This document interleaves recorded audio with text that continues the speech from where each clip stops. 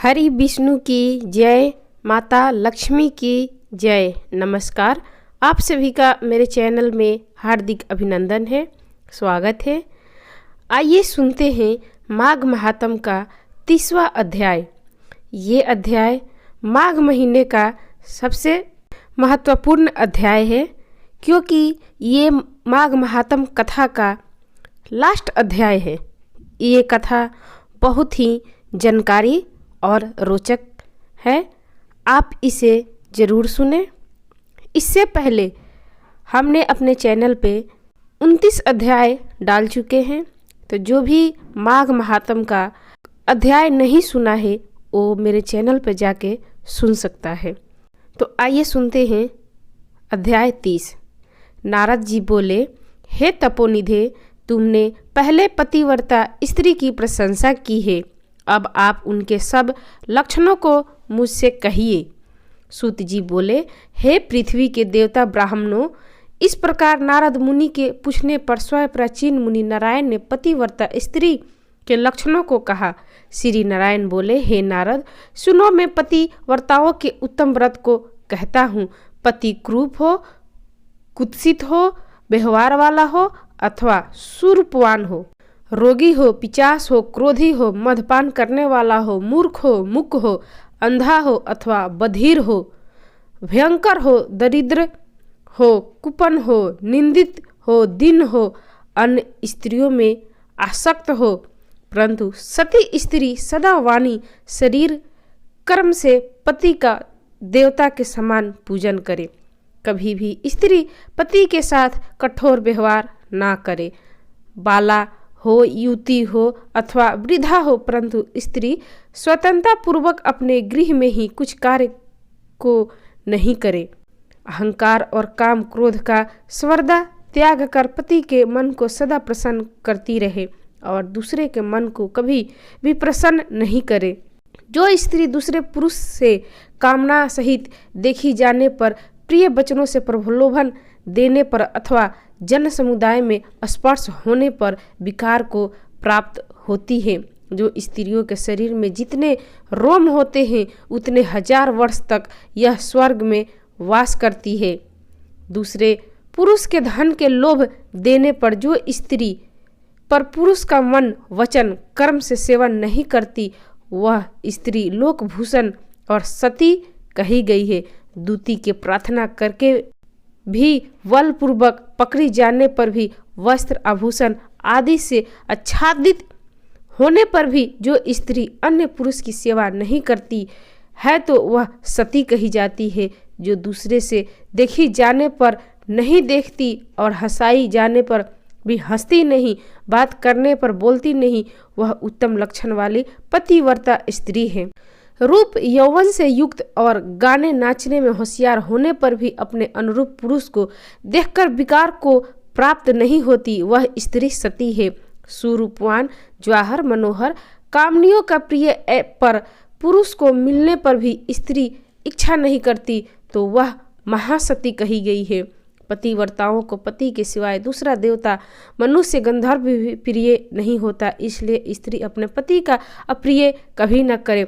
जो पति के भोजन करने पर भोजन करती है, दुखित होने पर दुखित होती है, प्रसन्न होने पर प्रसन्न होती है, परदेश जाने पर मैला वस्त्र को पहनती है, जो पति के सो जाने पर सोती है और पहले जगती है, पति के मरने पर अग्नि में प्रवेश करती है, जो दूसरे को चित्त से नहीं चाहती, वह पतिव्रता स्त्री है। सास ससुर में भक्ति करती है और विशेष करके पति में भक्ति करती है। धर्म कार्य में अनुकूल रहती है, धन संचय में अनुकूल, गृह के कार्य में प्रतिदिन तत्पर रहने वाली होती है, वो पतिव्रता है। खेत से, वन से, ग्राम से पति के आने पर स्त्री उठकर आसन और जल देकर प्रसन्न करे, नित्य परम सुख रहे, समय पर भोजन देवे, भोजन करते समय कभी भी खराब वाणी नहीं कहे। गृह में प्रधान स्त्री सदा आसन, भोजन, दान, सम्मान, प्रिय भाषण में तत्पर रहे। गृह के खर्च के लिए स्वामी को जो धन दिया है उसके घर के कार्य को करके बुद्धिपूर्वक कुछ बचा लेवे। दान के लिए दिए हुए धन में से लोभ करके कुछ कोर कसर नहीं करे और बिना पति की आज्ञा से अपने बंधुओं को धन नहीं देवे। दूसरे के साथ बातचीत, असंतोष, दूसरे पुरुष के व्यापार की बातचीत, अत्यंत हंसना, अत्यंत रोष और क्रोध को पतिव्रता स्त्री छोड़ देवे। पति जिस वस्तु का पान नहीं करता है, जिस वस्तु को खाता नहीं है, जिस वस्तु को भोजन नहीं करता, उन सब वस्तुओं को पतिव्रता स्त्री त्याग करे। तेल लगाना, शरीर स्नान में उपटन लगाना, दांतों की शुद्धि पतिव्रता स्त्री का पति के प्रशंसा के लिए करे। हे मुने, त्रेता युग में स्त्रियों को प्रति मास में रजो दर्शन होता है। उस दिन से 3 त्याग कर गृह कार्य के लिए शुद्ध होती है। प्रथम दिन चंडाली है, दूसरी दिन ब्रह्मघातिनी है, तीसरे दिन रजकी है, चतुर्थ दिन शुद्ध होती है। स्नान, शौच, गाना, रोदन, हंसना, सवारी पर चढ़ना, मालिश, स्त्रियों के साथ जुआ खेलना, चंदन आदि लगाना, विशेष करके दिन में शयन, दातुन करना, मानसिक अथवा वाचिक मैथुन करना, देवता का पूजन करना, देवताओं को नमस्कार, रजस्वला स्त्री नहीं करे। रजस्वला का स्पर्श और उसके साथ बातचीत न करे। रजस्वला 3 रात तक अपने मुख को नहीं दिखाए। जब तक शुद्धि स्नान नहीं करे तब तक अपने वचनों को नहीं सुनावे। रजस्वला स्त्री स्थान पर दूसरे पुरुष को नहीं देखे, सूर्य नारायण को देखे बाद पंचगव्य का पान करे। अपनी शुद्धि के लिए केवल पंचगव्य अथवा दूध का पान करे। श्रेष्ठ स्त्री कहे हुए नियम से स्थित रहे। यदि स्त्री गर्भवती हो जाए तो नियम में तत्पर रहे, वस्त्र, आभूषण, अलंकार आदि से अलंकृत रहे और पति के लिए प्रिय करने में यत्नपूर्वक तत्पर रहे, प्रसन्न मुख रहे, अपने धर्म में तत्पर रहे और शुद्ध रहे, अपनी रक्षा कर विभूषित रहे और वास्तु पूजन में तत्पर रहे। खराब स्त्रियों के साथ बातचीत न करे, शुभ की हवा शरीर में नहीं लगे, मृतवस्था आदि का सरसंग, दूसरे के यहाँ भोजन गर्भवती स्त्री नहीं करे, भद्दी चीज को नहीं देखे, भयंकर कथा को नहीं सुने, गरिष्ठ और अत्यंत उष्ट भोजन नहीं करे और अजीर्ण न हो ऐसा भोजन करे। इस विधि से रहने पर पतिव्रता स्त्री श्रेष्ठ पुत्र को प्राप्त करती है, अन्यथा गर्भ गिर जाता है अथवा अस्तभन हो जाता है। अपने गुणों से हीन दूसरी सौत की निंदा नहीं करे। ईर्ष्या, राग से होने वाले मत्सरता आदि के होने पर भी सौत स्त्री परस्पर में अप्रिय वचन नहीं कहे, दूसरे के नाम का गान न करे और दूसरे की प्रशंसा नहीं करे, पति से दूरवास नहीं करे किंतु पति के समीप में वास करे और पति के कहे हुए स्थान में पृथ्वी पर पति के समान मुख करके वास करे। स्वतंत्रता पूर्वक दिशाओं को न देखे और दूसरे पुरुष को नहीं देखे। विलास पूर्वक पति के मुख कमल को देखे। पति से कही जाने वाली कथा को आदर पूर्वक स्त्री श्रवण करे। पति के भाषण के समय स्वयं स्त्री बातचीत नहीं करे। रति में उत्कंठा वाली स्त्री पति के बुलाने पर शीघ्र रति स्थान को जाए। पति के उत्साह पूर्वक गाने के समय स्त्री प्रसन्न चित्र से श्रवण करे। गाते हुए पति को देखकर स्त्री आनंद में मग्न हो जाए। पति के समीप व्यंग्र चंचल चित्त से व्याकुल नहीं बैठे। कलह के योग होने पर भी पति के साथ स्त्री कलह न करे। पति से भर्तृस्थ होने पर भी, निंदा की जाने पर, ताड़ित होने पर भी पतिव्रता स्त्री व्यतीत दुखित होने पर भी भय छोड़कर पति को कंठ से लगावे। ऊंचे स्वर से रोदन न करे और पति को कोसे नहीं। स्त्री अपने गृह से भाग कर बाहर न जाए। यदि बंधुओं के यहाँ उत्सव आदि में जाए तो पति की आज्ञा को लेकर और अध्यक्ष रक्षक से रक्षित होकर जाए और वहाँ अधिक मास तक वास न करे। पतिव्रता स्त्री अपने घर लौट आवे। पति के विदेश यात्रा के समय अमंगल वचन को न बोले, निषेध वचन से मना न करे और उस समय रोदन न करे। पति के देशांतर जाने पर नित्य उपटन न लगावे और जीवन रक्षा के लिए स्त्री निंदित कर्म को न करे।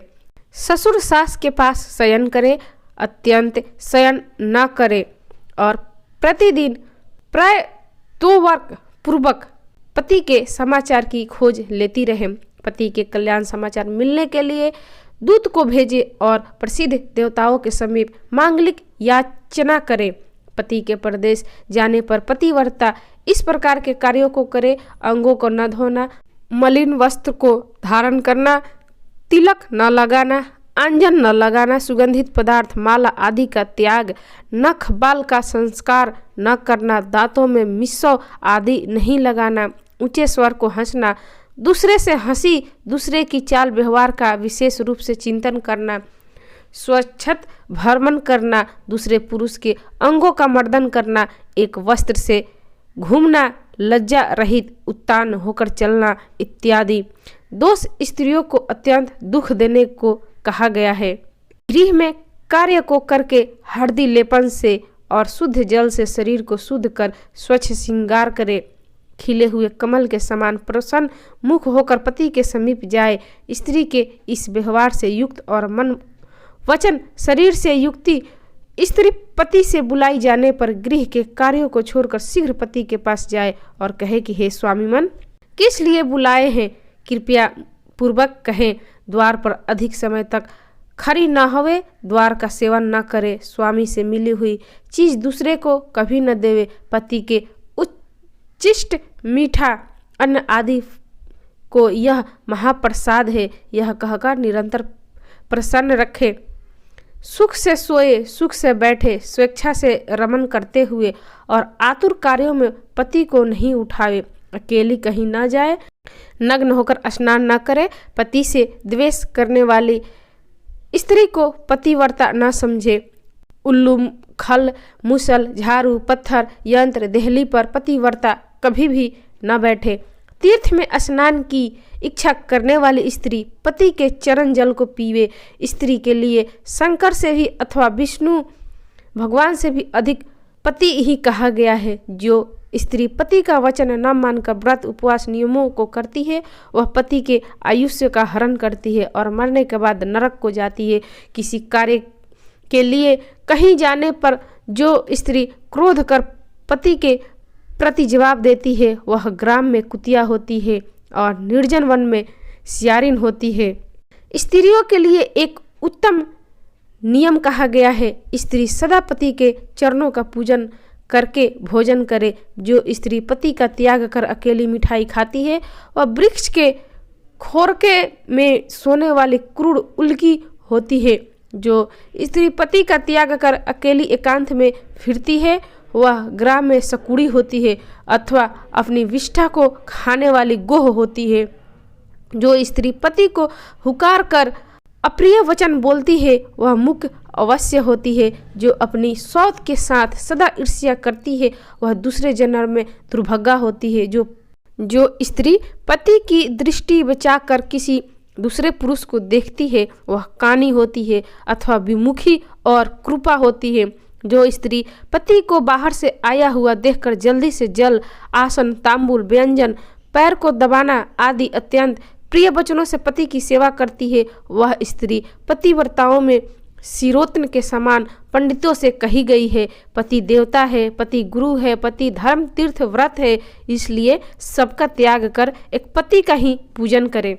जिस तरह जीव से हीन देह क्षण भर में अशुचि हो जाता है, उसी प्रकार पति से हीन स्त्री अच्छी तरह स्नान करने पर भी सदा अपवित्र है। सब अमंगल वस्तुओं की अपेक्षा विधवा स्त्री अत्यंत अमंगल है। विधवा स्त्री के दर्शन से कभी भी कार्य सिद्धि नहीं होती है। आशीर्वाद को देने वाली एक माता को छोड़कर दूसरी स्त्री के आशीर्वाद को भी सर्प के समान त्याग देवे। ब्राह्मण लोग विवाह के समय कन्या से इस प्रकार कहलाते हैं कि पति के जीवन तथा मृत्यु दशा में सहचारिणी हो, इसलिए अपनी छाया के समान पति का अनुगमन करना चाहिए। इस प्रकार पति वर्ता स्त्री को भक्ति से सदा पति के अनुकूल होकर रहना चाहिए। जिस प्रकार सर्प को पकड़ने वाला बलपूर्वक बिल से सर्प का निकाल लेता है, उसी प्रकार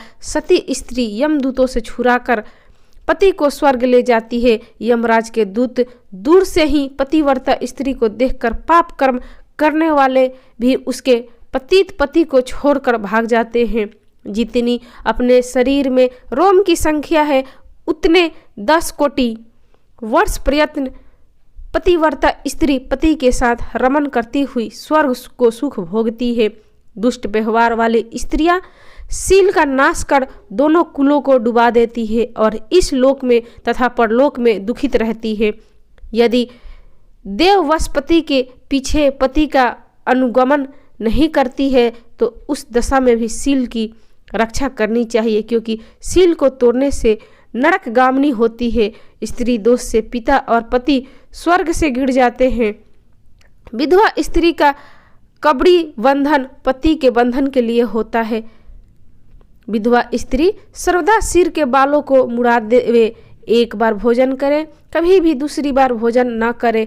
खाट पर सोने वाली विधवा स्त्री अपने पति को नीचे गिरा देती है, इसलिए पति के सुख के लिए पृथ्वी पर सोवे। अंगों में उपटन नहीं लगावे, तांबुल को न खाए, सुगंध का सेवन विधवा न करे। प्रतिदिन कुछ तिल जल से पति का तर्पण करे और पति के पिता का तथा उनके पिता का नाम गोत्र कहकर तर्पण करे। सदा श्वेत वस्त्र धारण करे, ऐसा न करने से रौख नरक को जाती है। इस प्रकार नियमों से युक्त विधवा स्त्री पतिव्रता होती है।